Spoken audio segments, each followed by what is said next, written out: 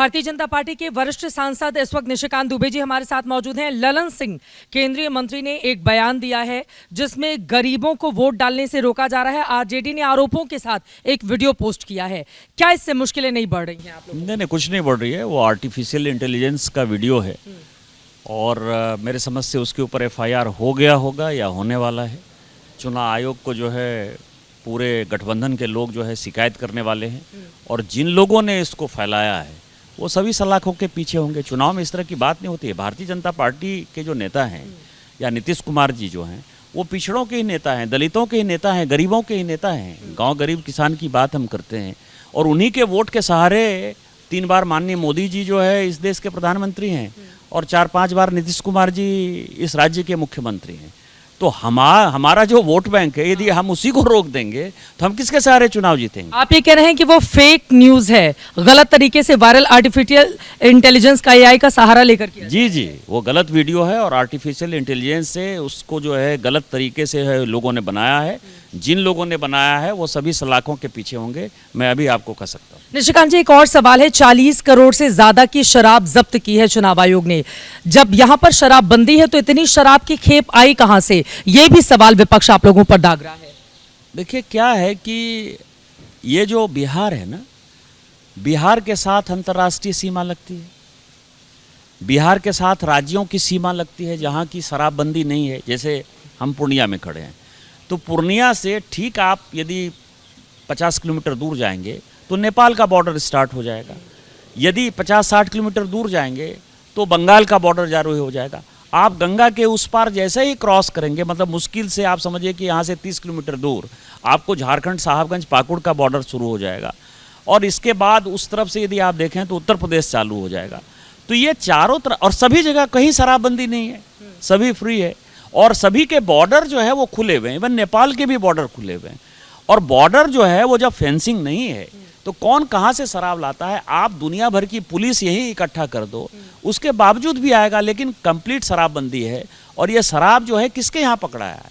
ये शराब अपने दिल से जानिए पराये दिल का हाल। ये शराब जो है कांग्रेस के कार्यकर्ताओं के पास पकड़ाया, ये राष्ट्रीय जनता दल के कार्यकर्ताओं के पास पकड़ाया, वीआईपी पार्टी के कार्यकर्ताओं के पास पकड़ाया। तो ये शराब उसी से बौखलाहट है क्योंकि वो शराब को जो है मतलब देकर वोट को खरीदना चाहते हैं, वोट को प्रभावित करना चाहते हैं। वो पकड़ा रहा है, वो खेप पकड़ा रहा है। बिहार पुलिस इसमें एक्टिव है, चुनाव आयोग एक्टिव है। परेशानी एक तरफ तो आप लोग विपक्षी दलों के निशाने पर हैं ये तमाम मुद्दों को लेकर, दूसरी तरफ आरके सिंह आप ही के पूर्व केंद्रीय मंत्री रहे, उनकी ओर से अडानी मामले में घोटाले का आरोप लगाया जा रहा है। देखिए ये टेंडर का जो प्रोसेस है, मैं इतना ही कहूँगा, आरके सिंह वरिष्ठ हैं, भारतीय जनता पार्टी ने उनको काफ़ी कुछ दिया है। वो केंद्रीय मंत्री रहे हैं और उसमें भी वो बिजली विभाग के ही मंत्री रहे हैं और वो नीतीश कुमार को मेरे से बेहतर जानते हैं।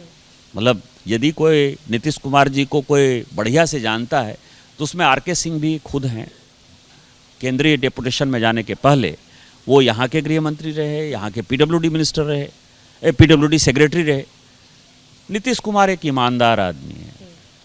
प्रोसेस एक बिडिंग के सहारे हुआ और बिड के सहारे जो है वो पीरपैंती का थर्मल पावर दिया। जिस थर्मल पावर प्लांट की बात कर रहे हैं वो मेरा गांव है।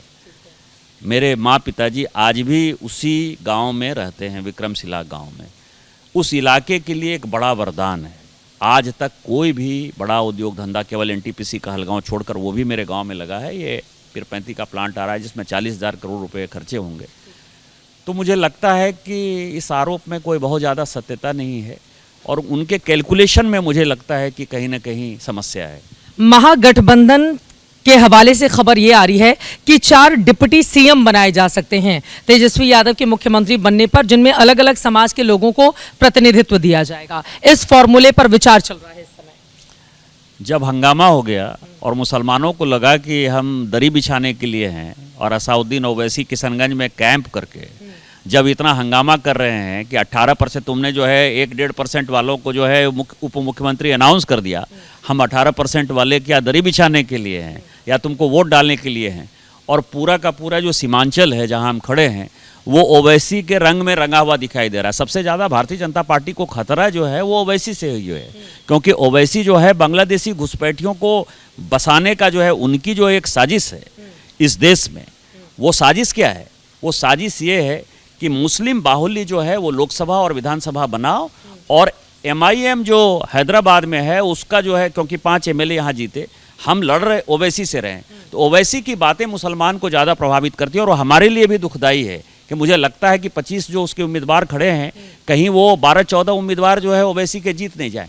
तो ये समस्या जो गठबंधन को दिखाई दे रही है, उसमें से वो मुस्लिम वोट बैंक की राजनीति को जो है तोड़ने के लिए उनका ओवैसी ज़्यादा बढ़िया मुस्लिम का हितैषी है, बांग्लादेशी घुसपैठिए का ओवैसी हितैषी है, या तेजस्वी यादव राहुल गांधी कैसे हैं? सीमांचल में महागठबंधन की बजाय आपको ओवैसी ज्यादा मजबूत दिखाई दे रहे हैं मुस्लिम वोटरों में? निश्चित तौर पर, क्योंकि उसकी बातें अपील हो रही हैं, और वो बांग्लादेशी घुसपैठियों का, वक्फ कानून हटाने का जो है सबसे बड़ा समर्थक दिखाई दे रहा है। तो ओवैसी, और यहाँ बैठा हुआ है, मतलब मैंने कभी जीवन में ओवैसी जी को जो है हैदराबाद छोड़कर कहीं और जाते नहीं देखा। किशनगंज में बैठकर पूरी अपनी स्ट्रेटेजी बनाना, दिन भर वो प्रचार करते हैं, और रात में जो है वो कैसे क्लस्टर में वोटों को लाएं। तो ये चीज़ें जो है राहुल गांधी और तेजस्वी यादव को दिखाई दे रही है। इस कारण से वो 4 मुख्यमंत्री, उप मुख्यमंत्री की बात करते हैं, वो 50 उप मुख्यमंत्री बना दें। यदि ये संविधान में संशोधन नहीं हुआ रहता तो ये लोग तो कहते हैं कि हम तो 100 मंत्री बना देंगे और 50 जो है उप मुख्यमंत्री बना देंगे। तेजस्वी यादव 18 नवंबर को शपथ लेने की भी बात कर रहे हैं कि मुख्यमंत्री पद की शपथ लूंगा और नौकरी दूंगा लोगों को। वो विधायक बनेंगे कि नहीं बनेंगे पहले वो तो देख लेना। हमारे यहाँ एक भागलपुर में, बीरपुर में एक आदमी चुनाव लड़ रहा था 2005 में, तो वो मेरे पास आया कि आप जो है हमको मंत्री बनवा दीजिएगा। पहले मैंने कहा कि पहले MLA तो बन जाओ, तो MLA का चुनाव बुरी तरह का हार गया। तो इसीलिए पहले तेजस्वी अपना राघोपुर बचा तो लें, पहले MLA बन जाए, उसके बाद मुख्यमंत्री और किसी का शपथ, वो लीडर ऑफ द अपोजिशन, विपक्ष के नेता का शपथ ले पाएंगे, ये बड़ी समस्या है। आप लोगों की सरकार बन रही है, कितनी सीटें आ रही हैं अब तक के अनुमान के हिसाब से? हम 2/3 बहुमत से अपनी सरकार बना रहे हैं। चलिए, बहुत धन्यवाद ABP न्यूज से बातचीत करने के लिए। निशिकांत दुबे को आप सुन रहे थे। आपको बताते चले, आसपास के हिस्सों में लगातार चुनाव प्रचार के बाद नेताजी खाली हुए, तो ये सवाल हमने पूछ लिया है। कुल मिलाकर दावे अपने हैं, लेकिन रिजल्ट क्या निकलेगा 14 नवंबर को, इसका इंतजार करना होगा। Chitra Tripathi, Purnia, ABP news.